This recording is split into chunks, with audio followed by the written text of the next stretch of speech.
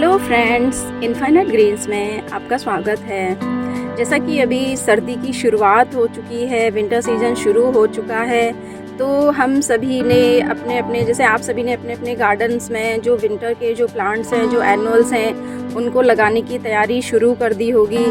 और अगर अभी तक आपने नहीं शुरू की है तो आप शुरू कर दीजिए, क्योंकि अभी सारी नर्सरीज़ पर ही जो प्लांट्स हैं वो अवेलेबल हैं, जो सीडलिंग्स हैं वो अवेलेबल हैं, तो वहाँ से लाके आप लगा सकते हैं। जैसे देखिए, मैंने कितने सारे जो प्लांट्स हैं वो अपने गार्डन में ऐड कर लिए हैं विंटर्स के लिए। बहुत सारी जो सीडलिंग्स मैं लेकर आई थी, मैंने आपको वीडियो भी शेयर किया था उसका, और वो सारी सीडलिंग्स मैंने अब ये रीपॉट कर दी हैं। मैक्सिमम सीडलिंग्स मैं रीपॉट कर चुकी हूँ, क्योंकि वो बहुत छोटी होती है, ज़्यादा टाइम तक हम उसको अगर पॉट ट्रे में रखते हैं तो वो ख़राब होने लगती हैं। तो ये देखिए, मैंने लगभग सारे ही प्लांट मेरे कर दिए हैं ट्रांसप्लांट। बस कुछ मैंने गजानिया के जो प्लांट्स थे वो मैंने रख लिए कि मैं आपको शेयर करूँगी कि कैसे मैंने ये सारे प्लांट्स की ट्रांसप्लांटिंग की है।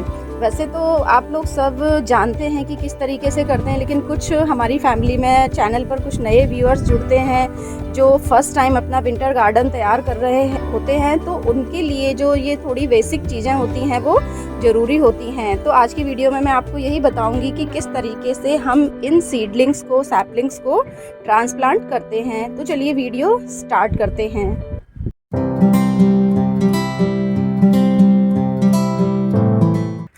देखिए फ्रेंड्स, गजानिया की जो सीडलिंग्स थी, बस मेरी सीड ट्रे में वही रह गई हैं। 6 सीडलिंग्स हैं ये, जो मैं आपके साथ शेयर करूंगी कि मैंने कैसे इनको ट्रांसप्लांट किया है।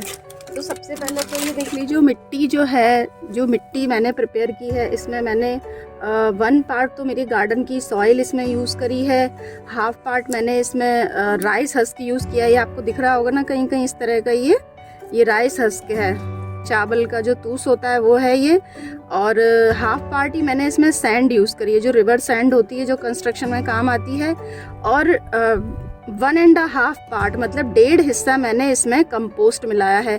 कंपोस्ट मैंने पूरा गोबर की खाद मिलाई है इसमें 1.5 हिस्सा, और नीम की खली मिलाई है, और मैंने इसमें 6-7 मुट्ठी लगभग नीम की खली मिलाई है। आप जितनी मिट्टी बना रहे हैं उस हिसाब से नीम की खली मिला सकते हैं आप, वो वेरी करता है कि कितना पॉटिंग मिक्स आप तैयार कर रहे हैं। तो ये चीज़ें मिला के, हाँ एक और चीज़ मैंने इसमें ट्राइकोडर्मा भी मिलाया है, जो बायोफंजीसाइड होता है, वो भी थोड़ा सा ऐड किया है। और कोई फर्टिलाइज़र मैंने इसमें अभी ऐड नहीं किया है, वो बाद में थोड़ा जब प्लांट ग्रो करने लगेंगे तब उनमें हम मिलाएंगे। तो अभी ये बेसिक चीज़ें मिलाकर ही मैंने जो मेरी विंटर की जो सीडलिंग्स हैं, जो अभी मैं लगाने वाली हूँ, उनके लिए ये तैयार किया है।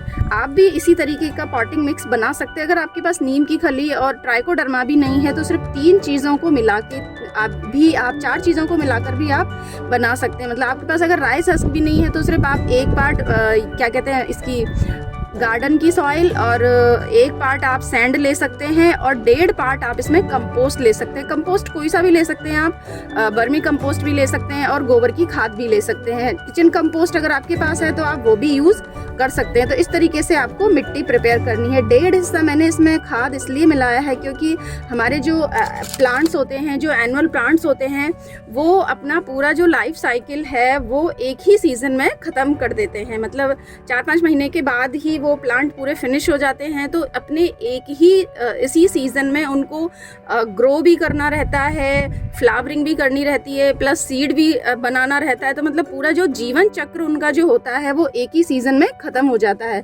तो उनको सारे कामों के लिए थोड़ी ज़्यादा एनर्जी की ज़रूरत होती है, ज़्यादा न्यूट्रिशन की ज़रूरत होती है, क्योंकि सारा फिनिश कर देना होता है 5 महीने 4 महीने के अंदर ही।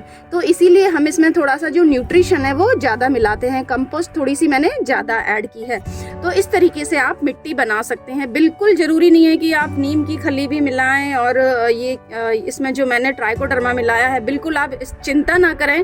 कोई नया अगर गार्डन स्टार्ट कर रहा है तो बिल्कुल 3 बेसिक चीज़ों से भी वो अपने फ्लावरिंग प्लांट्स को ग्रो कर सकते हैं। तो ये देखिए, मैंने 8 इंचेस के हैं ये पॉट, 8 इंचेस के ये पॉट लिए हैं। ये नर्सरी वाले जो पॉट होते हैं, जो नर्सरी में प्लांट लगे रहते हैं, वही वाले पॉट हैं ये। तो इसमें देखिए, ड्रेनेज होल भी हमें नहीं करना पड़ेगा। इसमें ड्रेनेज होल भी, काफ़ी ड्रेनेज होल इसमें बने रहते हैं। तो इसमें नीचे बस ज़रूरी है कि इसके ड्रेनेज होल को कवर करना।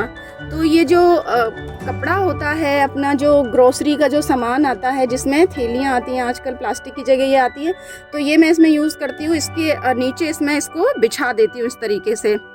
अगर आपके पास, वैसे तो ये सबके पास होता है, लेकिन अगर नहीं है तो आप ग्रीन नेट अगर आपका पुराना पड़ा हुआ है तो उसके पीसेस से भी आप इसको कवर कर सकते हैं।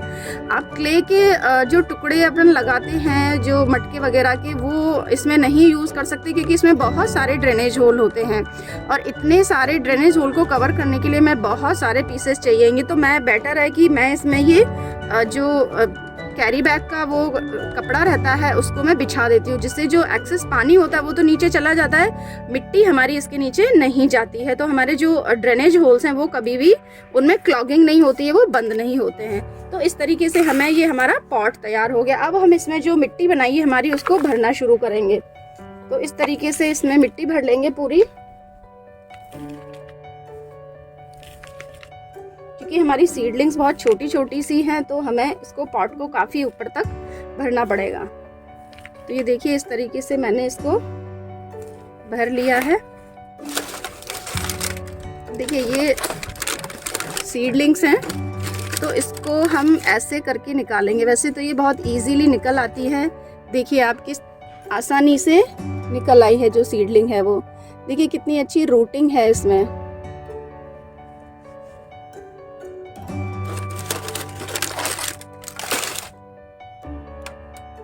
इसके बीच में थोड़ा सा स्पेस बना के इसको हम लगा देंगे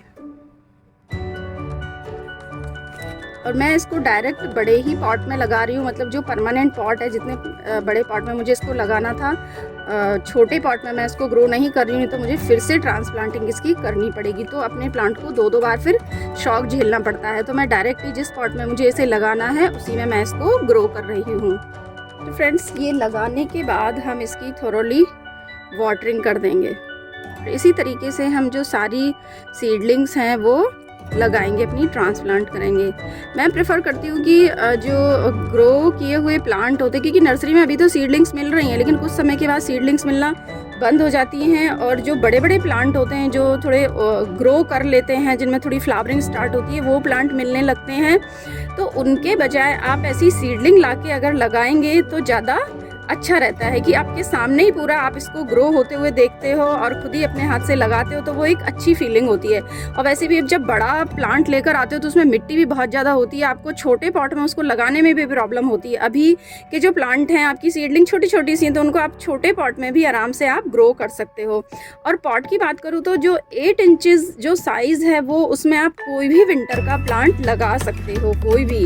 हाँ, जो डहेलिया होता है उसको थोड़े बड़े पॉट की ज़रूरत पड़ती है, लेकिन बाकी जितने भी हैं, आपका पिटूनिया है, पेंजी है, डायंथस है, साल्विया है, डॉग फ्लावर है, जीनिया, मैरीगोल्ड, कोई भी 8 इंचेस पॉट में आसानी से ग्रो हो जाते हैं। आप थोड़ा बड़ा भी ले सकते हैं, लेकिन ये मिनिमम, मतलब आपको बहुत बड़े पॉट की ज़रूरत नहीं है। अगर आपके पास 8 इंचेस के पॉट हैं तो आप उसमें इनको आसानी से ग्रो कर सकते हो। इवन मैं तो कुछ प्लांट्स को तो 6 इंचेस पॉट में भी ग्रो कर लेती हूँ। तो देखिए इस तरीके से हमने इसको थोड़ी वाटरिंग कर दी है। तो इसी तरीके से फ्रेंड्स जो हमारे सारे गजानिया के प्लांट्स हैं उनको मैं उनकी ट्रांसप्लांटिंग कर लूँगी। तो ये देखिए फ्रेंड्स, मैंने जो 6 सीडलिंग थी मेरी गजानिया की, वो इस तरीके से ट्रांसप्लांट कर दी हैं, उनकी थोरोली वाटरिंग भी कर दी है। अब एक चीज़ का ध्यान हमें रखना है कि इनको हमें 2 से 3 दिन के लिए शेडी एरिया में रखना है, जहाँ पर मतलब रोशनी आती हो लेकिन डायरेक्ट सनलाइट नहीं आती हो, क्योंकि ये भी बहुत टेंडर हैं, बहुत छोटी छोटी सी सीडलिंग हैं, तो ये डायरेक्ट सनलाइट से ये ख़राब हो सकती हैं। तो 2 से 3 दिन आप इनको शेडी एरिया में रखिए, उसके बाद आप इनको जो परमानेंट साइट है आपकी उस पर आप ट्रांसफ़र कर सकते हैं। तो इन्हीं बातों का आपको ध्यान रखना है। तो फ्रेंड्स, अगर आपने अभी तक अपने विंटर गार्डन में सीडलिंग नहीं लाए हैं, प्लांट्स नहीं लाए हैं, तो आप ज़रूर ले आए हैं और उनको इसी तरीके से आप ट्रांसप्लांट करें और आप अपने विंटर गार्डन की तैयारी शुरू करें। देखिए मैंने स्ट्रॉबेरी भी ट्रांसप्लांट की है, तो आप भी स्ट्रॉबेरी ज़रूर ग्रो करें अपने गार्डन में। और ये देखिए कुछ कलांचू के हैं प्लांट्स जो 2-2 करके थे, मैंने सिंगल इनको अब ट्रांसप्लांट कर दिया है। मैं ऊपर से इनकी ये फ्लावरिंग भी हटा दूंगी, पिंचिंग कर दूंगी, जिससे कि इनमें नई ग्रोथ और स्टार्ट हो जाए। और मेरे पेंजी और जीनिया, ये जेरेनियम मैंने अभी ट्रांसप्लांट नहीं किए क्योंकि बहुत छोटे हैं। पेंजी तो जिसमें बहुत ही छोटे हैं, तो इनको मैं थोड़ा और 3-4 दिन के बाद ट्रांसप्लांट करूँगी। तो फ्रेंड्स, आप भी इसी तरीके से अपना विंटर गार्डन की जो तैयारी है वो शुरू करें और नर्सरी से सीडलिंग्स लाकर अपने गार्डन में लगाएं। तो अगर आपको मेरा वीडियो अच्छा लगा तो आप मेरे चैनल को सब्सक्राइब करें, वीडियो को लाइक एंड शेयर करें और बेल आइकन को ज़रूर प्रेस करें, जिससे आने वाले वीडियोस की नोटिफिकेशंस आप तक पहुंचते रहें। और अगर आपकी कोई भी क्वेरी है, कोई आपका क्वेश्चन है, तो आप उसको कमेंट बॉक्स में डालें। Thanks for watching, happy gardening.